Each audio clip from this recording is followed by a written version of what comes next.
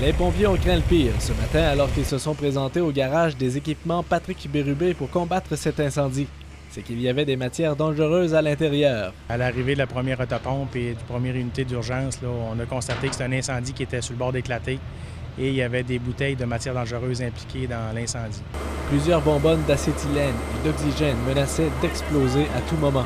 C'est pour cette raison que les pompiers ont attaqué rapidement l'intérieur du bâtiment pour aller refroidir ces bombes à retardement. Et par mesure de précaution, les pompiers ont dû évacuer tous les résidents des maisons qui se trouvent sur la rue Bérubé.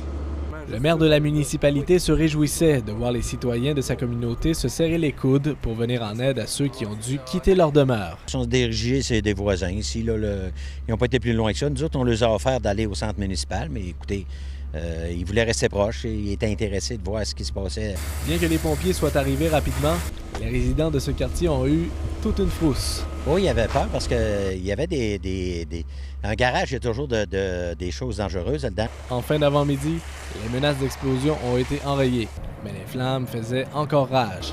Elles ont été éteintes aux environs de midi. Finalement, après une journée mouvementée et riche en émotions, les évacués ont tous pu regagner leur domicile en milieu d'après-midi. Une enquête sera réalisée demain pour tenter de trouver la cause de l'incendie. Jasmin Dumas, Saint-Philippe-de-Néry.